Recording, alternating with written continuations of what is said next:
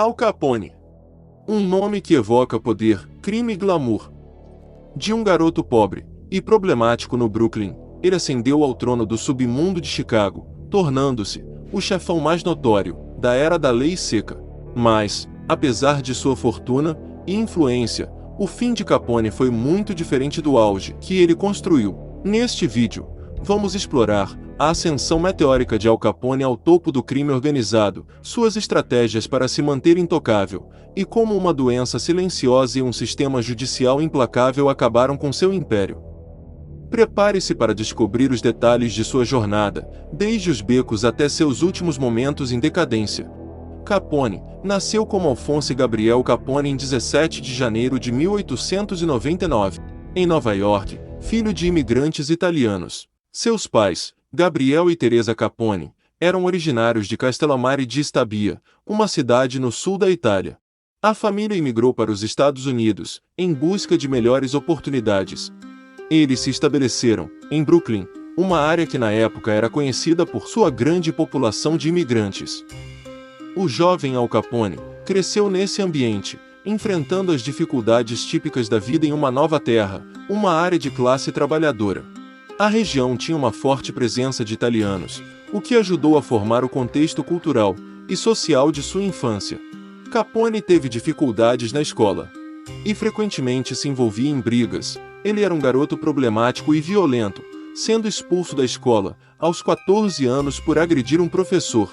Sua reputação como briguento e sua disposição para o crime chamaram a atenção de gangues locais, onde realizava pequenos crimes, como furtos e brigas. Devido à sua fama de criminoso eficiente, Capone começou a trabalhar para a gangue Five Points, uma das organizações ilegais mais poderosas de Nova York na época. Foi nesse ambiente que ele começou a se envolver em atividades mais sérias, como extorsão e contrabando. Devido ao seu temperamento impulsivo, participou de várias brigas e confrontos. Um dos incidentes mais notáveis foi uma briga em um bar, em que ele levou várias facadas no rosto, resultando nas cicatrizes, que lhe deram o apelido de Scarface. Capone conheceu Johnny Torrio enquanto trabalhava para o lendário gangster Frank Yale, dono de bares, envolvido em extorsão e contrabando. Yale e Torrio eram associados, e foi através dessa conexão que Torrio conheceu Capone e viu nele potencial. Torrio ficou impressionado com a ambição e a força bruta de Capone, e acabou levando-o sob sua tutela. Johnny foi uma figura crucial na vida dele. Ao contrário de Capone, que tinha uma abordagem mais impulsiva e violenta, Torrio era calculista e estratégico, o que influenciou o jovem Capone a ser mais astuto nos negócios do crime. Torrio trouxe Capone para Chicago na década de 1920, onde o ambiente de contrabando de bebidas, durante a lei seca, oferecia enormes oportunidades. Torrio estava expandindo seu império de bebidas alcoólicas ilegais em Chicago, e Capone rapidamente se tornou seu braço direito. Sob a orientação de Torrio, Capone aprendeu a administrar o lado financeiro do crime organizado, além de lidar com a violência necessária para manter o controle. Em 1925, após uma tentativa de assassinato, que deixou Torrio gravemente ferido, ele decidiu se aposentar, para viver uma vida mais tranquila, e entregou o controle de suas operações para Capone. Com a saída de Torrio, ele assumiu o comando do Império do Crime, em Chicago, consolidando sua posição como um dos gangsters mais poderosos dos Estados Unidos. Capone tinha habilidades organizacionais notáveis, e foi capaz de expandir suas operações criminosas. Ele criou uma rede eficiente de distribuição de bebidas alcoólicas e, mais tarde, diversificou para outros crimes, como extorsão e prostituição. Ele usava suborno e a corrupção para assegurar a proteção de seus negócios e evitar a prisão.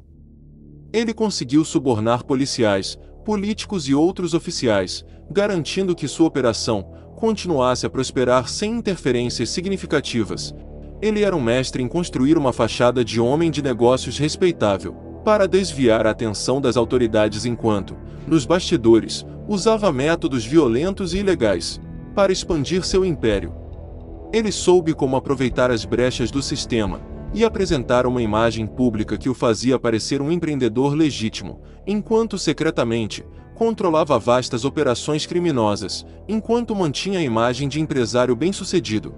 Capone usava métodos de intimidação e violência para adquirir negócios e consolidar seu poder. Ele extorquia proprietários de bares, restaurantes e outras empresas, forçando-os a comprar álcool de suas operações ilegais, ou pagar para manter a proteção de suas propriedades. Aqueles que se recusavam ou tentavam desafiar Capone, muitas vezes enfrentavam represálias violentas, incluindo incêndios criminosos e assassinatos. O contrabando de álcool durante a Lei Seca foi de longe o negócio mais lucrativo de Al Capone. Entre 1920 e 1933, o governo dos Estados Unidos proibiu a fabricação. Capone organizou operações massivas de importação, fabricação e distribuição de álcool por toda Chicago e para outras cidades. Capone faturava cerca de 60 a 100 milhões por ano apenas com o contrabando de bebidas. Isso representava uma quantia astronômica na época, tornando-o imensamente rico e poderosíssimo dentro do submundo do crime.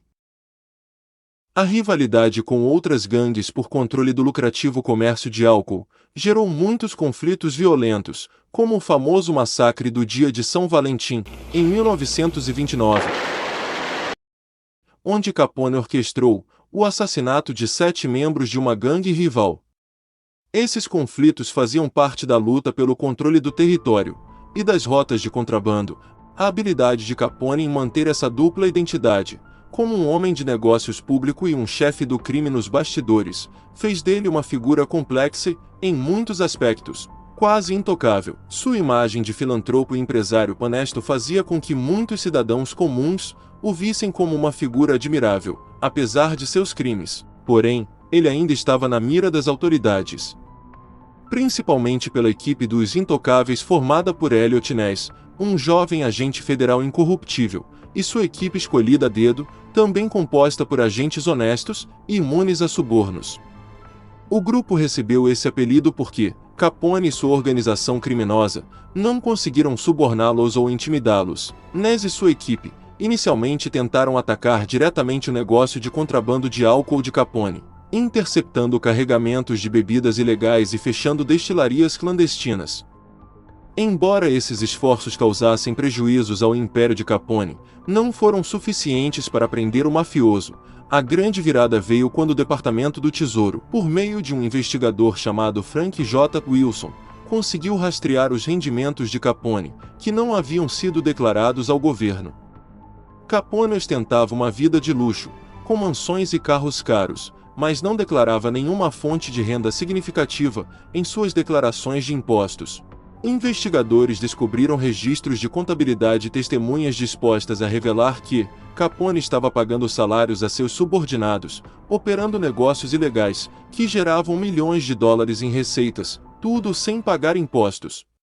Essa evidência foi suficiente para acusá-lo formalmente de evasão fiscal, já que Capone não tinha meios legais para justificar sua fortuna. Depois de ser condenado, Capone foi enviado para a prisão de Atlanta, mas continuou a exercer certa influência. Por isso, foi transferido para a notória prisão de Alcatraz, onde sua comunicação com o mundo externo foi cortada. Lá, sua saúde deteriorou, em parte devido a complicações da sífilis, o que o tornou mentalmente incapaz nos últimos anos de sua vida.